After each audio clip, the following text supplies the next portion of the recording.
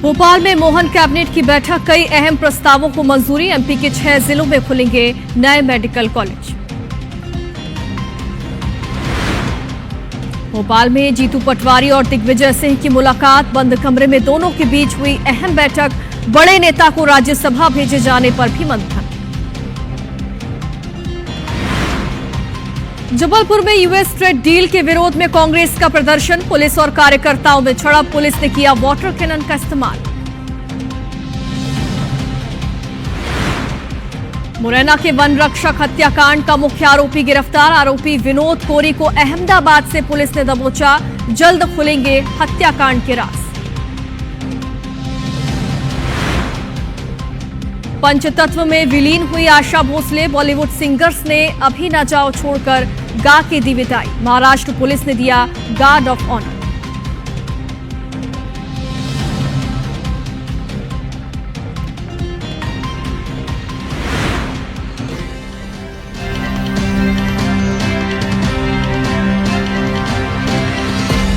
नमस्कार, मेरा मध्य प्रदेश में आपका स्वागत है। मैं हूं आपके साथ योगिता वाजपेयी। तो आज मध्य प्रदेश में कौन सी प्रमुख खबरें रही आपको बताएंगे। शुरुआत करते हैं जबलपुर से बड़ी खबर के साथ। यहां पर यूएस ट्रेड डील को लेकर युवा कांग्रेस ने जोरदार प्रदर्शन किया। प्रदर्शनकारी कलेक्टर कार्यालय का घेराव करने के लिए निकले थे और इसी दौरान पुलिस ने बैरिकेडिंग कर उन्हें रोक दिया। पुलिस और कार्यकर्ताओं के बीच झड़प भी हुई, जिसके बाद पुलिस ने वाटर कैनन का इस्तेमाल किया और साथ ही युवा कांग्रेस के राष्ट्रीय अध्यक्ष उदय भानु समेत जो 60 कार्यकर्ता हैं उनकी गिरफ्तारी भी की गई। मीडिया से बातचीत के दौरान उदय भानु ने कई बड़े बयान दिए। उन्होंने दावा करते हुए कहा कि पीएम ने अमेरिका के साथ ट्रेड डील कॉम्प्रोमाइज होकर की है। उन्होंने ये भी कहा कि यूएस ट्रेड डील से भारत का कृषि बाजार भी अमेरिका के लिए खुल जाएगा, जिसका सबसे बड़ा नुकसान भारत के किसानों को उठाना होगा। उन्होंने प्रदेश सरकार द्वारा मनाए जा रहे किसान कल्याण वर्ष पर भी तंज कसा। कहा कि जब तक यूएस ट्रेड डील रद्द नहीं की जाती, तब तक युवा कांग्रेस पूरे देश में अपना आंदोलन जारी रखेगा।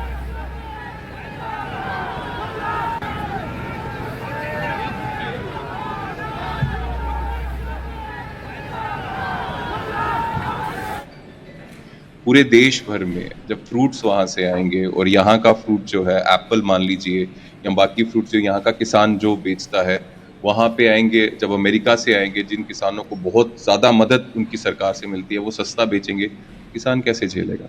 जो दूसरे एग्रीकल्चर के प्रोडक्ट्स हैं, जब ये अमेरिका के सस्ते बिकेंगे तो हमारा किसान कैसे सर्वाइव करेगा।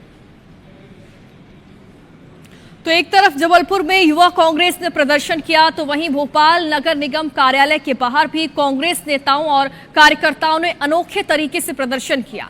प्रदर्शन के दौरान कार्यकर्ताओं ने नींबू पानी का ठेला लगाकर नगर निगम प्रशासन के खिलाफ विरोध दर्ज कराया। मौके पर मौजूद अधिकारियों को नींबू पानी पिलाया गया। प्रदर्शन कर रहे कांग्रेस नेताओं ने आरोप लगाया कि चिलचिलाती गर्मी में नगर निगम द्वारा ठेला व्यापारियों को परेशान किया जा रहा है और उनसे अवैध वसूली की जा रही है। उन्होंने ये भी कहा कि ये कार्रवाई गरीब और मेहनतकश ठेला व्यापारियों के साथ अन्याय है। प्रदर्शन के दौरान कांग्रेस नेताओं ने आकाश नामक ठेला व्यापारी के मामले को भी उठाया, जिसने कुछ दिन पहले प्रताड़ना से परेशान होकर खुद को आग लगाकर जान देने की कोशिश की थी। इस मामले में न्याय की मांग को लेकर प्रदर्शनकारियों ने गुहार लगाई है। वहीं मौके पर मौजूद deputy collector commissioner Dhirendra Kushwaha ने भी प्रदर्शनकारियों को आश्वासन दिया कि मामले की निष्पक्ष जांच की जाएगी।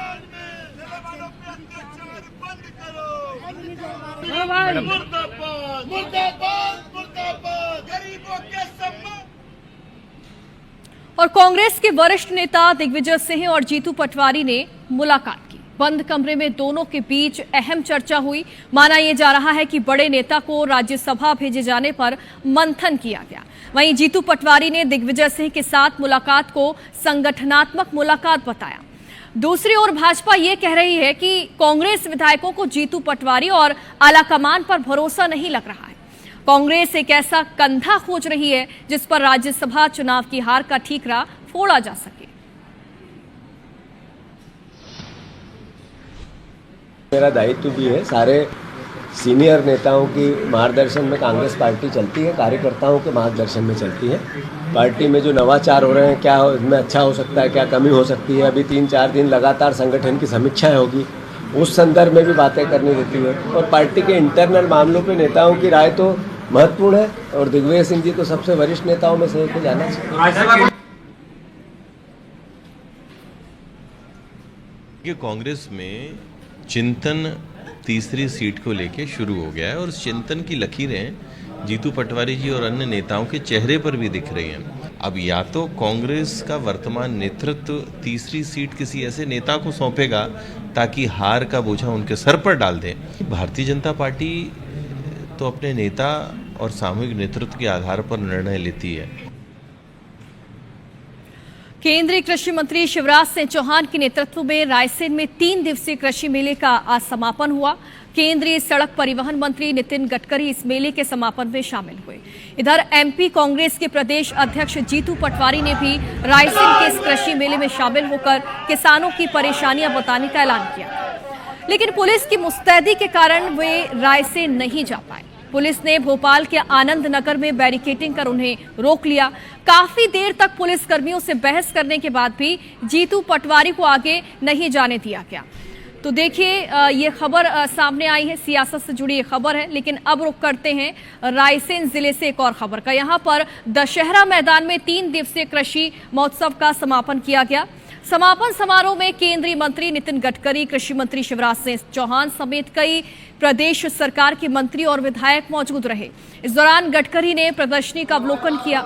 गडकरी ने किसानों को संबोधित करते हुए ये कहा कि सरकार किसानों के लिए प्रतिबद्ध है और इस आयोजन के माध्यम से किसान नई तकनीक सीखकर अपनी खेती को लाभ बनाने का धंधा कर रहे हैं। वहीं मंत्री शिवराज ने यह भी बताया कि इन 3 दिनों में किसान साथियों ने बढ़ चढ़कर हिस्सा लिया। लगभग 4 लाख किसानों ने रजिस्ट्रेशन कराया था। शिवराज ने यह भी कहा कि हम किसानों की आय बढ़ाकर ही चैन की सांस लेंगे। इस दौरान शिवराज ने नितिन गडकरी से रायसेन में रिंग रोड बनाने की मांग भी की। किसानों का भविष्य को बदलना, टेक्नोलॉजी को अपनाना, हमारे ड्रोन से सर्वे करना कि हमारा देश गांवों में बसता है। और धीरे धीरे गांधी जी ने कही हुई बात उस समय के सरकारों ने नहीं सुनी। इस एग्रो क्लाइमेटिक कंडीशंस में कौन सी फसलें, कौन से फल, कौन सी सब्जियां अच्छी हो सकती है और बीज से बाजार तक की योजना कैसे बन सकती है। यहाँ बैठ के हमने बीज से बाजार तक की योजना बनाई है। हम यहाँ दलहन और बागवानी क्षेत्र का चरणबद्ध विस्तार करेंगे और इसको हॉर्टिकल्चर का हब बना के भी दिखाएंगे ताकि अच्छे फल हो, अच्छी सब्जियां हो। और राजधानी भोपाल में मध्य प्रदेश मंत्रिमंडल की बैठक हुई। कैबिनेट बैठक में कृषि, स्वास्थ्य, शिक्षा और इंफ्रास्ट्रक्चर को बड़ा बूस्ट देने के लिए कई अहम प्रस्तावों को मंजूरी दी गई। कैबिनेट ने इसमें लोक निर्माण विभाग की परियोजनाएं जारी रखने, 6 नए मेडिकल कॉलेजों के प्रस्तावों को मंजूरी के साथ ही सामाजिक योजनाओं की निरंतरता और सागर की सिंचाई परियोजना सहित कई अहम फैसले लिए। सीएम डॉक्टर मोहन यादव ने बताया कि केंद्र सरकार ने खरीफ 2026 के लिए फॉस्फेट और पोटेशियम उर्वरकों पर तकरीबन 41,833 करोड़ रुपए की सब्सिडी को मंजूरी दी है, जिससे किसानों को लाभ मिलेगा। कैबिनेट ने मध्याह्न भोजन परिषद, मिशन शक्ति, संबल योजना, बेटी बचाओ बेटी पढ़ाओ और हेल्पलाइन 181 को यानी कि 181 को जारी रखने की मंजूरी दी। इन योजनाओं के माध्यम से महिला और बाल विकास से जुड़े कार्यक्रम संचालित होते रहेंगे। कैबिनेट बैठक शुरू होने से पहले सीएम डॉक्टर मोहन यादव ने कहा कि ये सप्ताह महिला सशक्तिकरण के लिए ऐतिहासिक होगा। प्रदेश में 25 अप्रैल तक नारी शक्ति वंदन पखवाड़ा मनाया जा रहा है। पूरे प्रदेश में नारी शक्ति वंदन सम्मेलन और पदयात्राएं भी आयोजित की जाएंगी।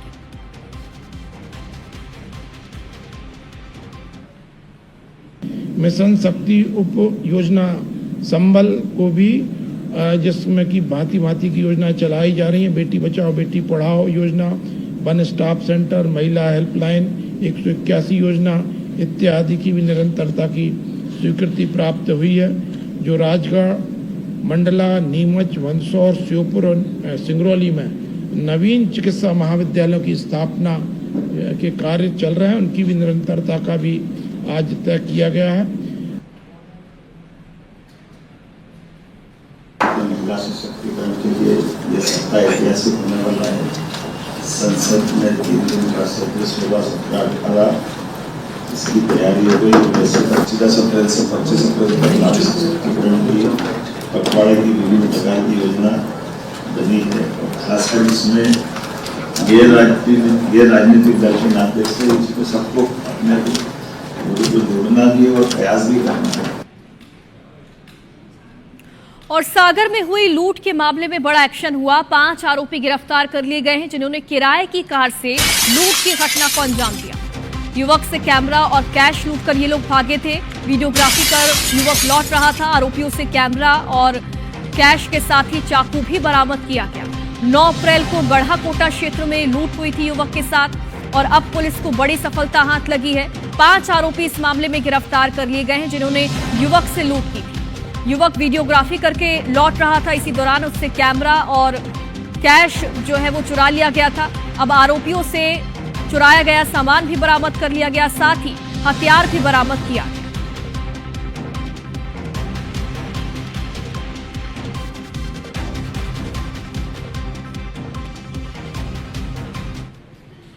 और सागर की तरह ही दतिया में भी एक बड़ा एक्शन हुआ। यहां पर अंतरराज्यीय चोर गिरोह पर एक्शन हुआ। गिरोह के 5 आरोपी गिरफ्तार किए गए। इनसे 12 तोला सोना और 1 किलो चांदी के जेवर बरामद किए गए। लगभग 21 लाख रुपए का सामान इनसे बरामद किया गया। कई थाना क्षेत्रों में ये चोरी की घटनाओं को अंजाम दे चुके हैं। बड़ा गिरोह है। पंडोकर थाना पुलिस ने इस पूरे मामले में खुलासा करते हुए कई सारी जानकारियां बताई, किस तरीके से ये कई इलाकों में चोरी की घटनाओं को अंजाम देते थे। अब इन आरोपियों को गिरफ्तार कर लिया गया। इनसे 12 तोला सोना और 1 किलो चांदी के जेवर बरामद किए गए। साथ ही 21 लाख रुपए का सामान इनसे बरामद किया गया।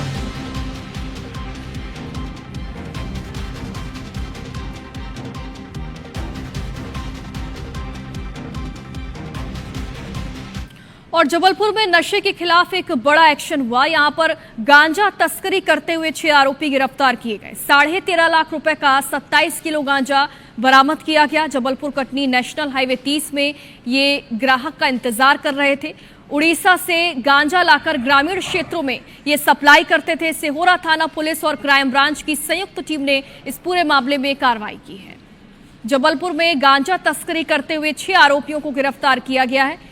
इनसे 13.5 लाख रुपए का 27 किलो गांजा बरामद किया गया। बड़ी बात यह है कि ये लोग उड़ीसा से गांजा लाते थे और ग्रामीण क्षेत्रों में इसकी सप्लाई किया करते थे। इस बात का खुलासा हुआ है और गांजा बेचने की फिराक में ये लोग खड़े थे, ग्राहक का इंतजार कर रहे थे नेशनल हाईवे 30 पर।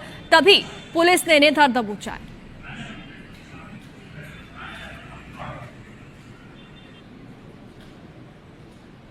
और भिंड से अब सड़क हादसे की खबर है। यहां पर तेज रफ्तार बस अनियंत्रित होकर पलट गई। 9 साल की बच्ची की इसमें मौत हो गई। दुखद यह घटना है। 5 यात्री इसमें घायल हो गए। ग्रामीणों ने बस में सवार लोगों को बाहर निकाला, रेस्क्यू उनका किया। गोहद चौराहा थाने के चंदोखर गांव के पास की घटना है। तेज रफ्तार बस जो कि अचानक ही पलट गई, इसमें 9 साल की मासूम की मौत हो गई तो वहीं 5 यात्री घायल बताए जा रहे हैं। रफ्तार की वजह से यह हादसा हुआ।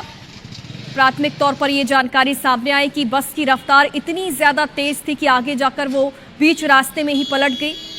चंदोखर गांव के पास यह घटना हुई और जैसे ही ग्रामीणों को घटना की जानकारी लगी, मौके पर पहुंचे और बस में सवार यात्रियों को बाहर निकाला गया।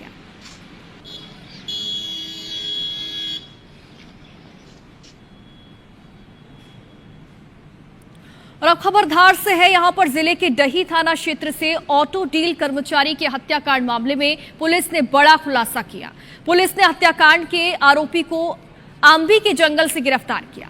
आरोपी ने मृतक को गोली मारकर हत्या की बात स्वीकार की। मुख्य आरोपी सुनील पर हत्या समेत 2 अन्य मामले दर्ज हैं। आरोपी सजा काटकर जुलाई 2025 में ही वापस आया है। बता दें कि 11 अप्रैल को ऑटो डील कर्मचारी साहिल का अज्ञात बदमाशों ने बोलेरो की टेस्ट ड्राइव लेने के बहाने किडनैप कर लिया था। घटना के कुछ देर बाद ही पुलिस को वाहन सुसारी में पलटा हुआ मिला, जिसके बाद युवक और आरोपियों की तलाश की गई। 12 अप्रैल शाम करीब 5 बजे साहिल का शव घटना स्थल से लगभग 2 किलोमीटर दूर खेत की झाड़ियों में मिला, जिससे क्षेत्र में सनसनी फैल गई। मौके पर इंदौर डीआईजी और एसपी समेत कई अधिकारी पहुंचे। शव को पोस्टमार्टम कराया गया और इसके बाद युवक की गोली मारकर हत्या होने की पुष्टि हुई। मामले में पुलिस ने सीसीटीवी के आधार पर आरोपी की पहचान की और उसे गिरफ्तार किया।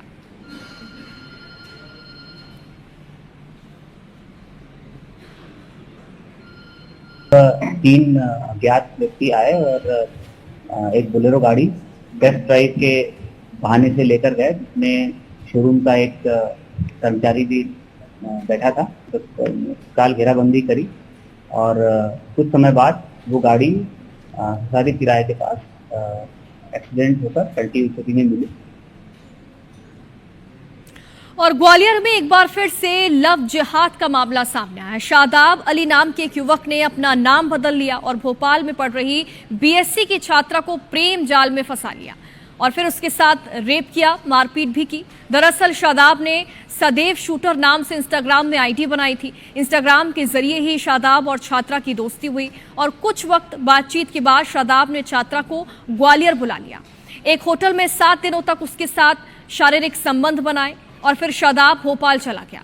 अशोका गार्डन इलाके में छात्रा के साथ लिव इन में वो रहने लगा। इस दौरान छात्रा को उसकी असली पहचान का पता चला, लेकिन शादाब ने शादी का झांसा देकर 3 महीने तक उसका शोषण किया और फिर जब छात्रा प्रेग्नेंट हो गई तो आरोपी शादी की बात से पलट गया और छात्रा के साथ मारपीट करने लगा। फिलहाल छात्रा की शिकायत पर पुलिस मामले की जांच कर रही है।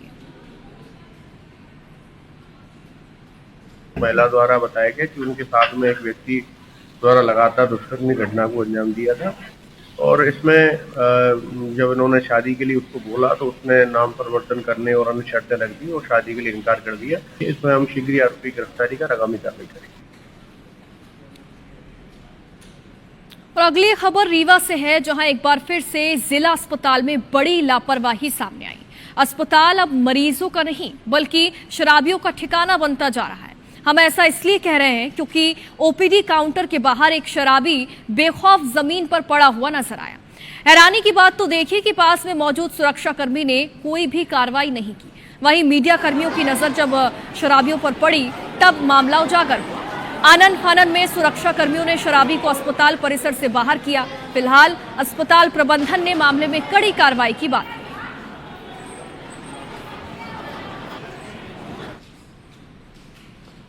नहीं, हम ऐसी प्रकार किसी भी प्रकार की घटना को बिल्कुल बर्दाश्त नहीं करेंगे। कोई बाहर से शराब पी के आए और हमारे परिसर में कुछ अव्यवस्था फैलाने की कोशिश करे। संबंधित जो हमारे हाइट्स और एजाइल के अधिकारी कर्मचारी हैं उनको मैंने सूचित किया है कि अगर इस प्रकार की कोई घटना हुई है तो ये संवेदनहीनता है संबंधित कर्मचारियों की और सुरक्षा गार्ड की, और इसमें हम उचित कार्रवाई करेंगे। और इसी के साथ मेरा मध्य प्रदेश में फिलहाल इतना ही। नमस्कार।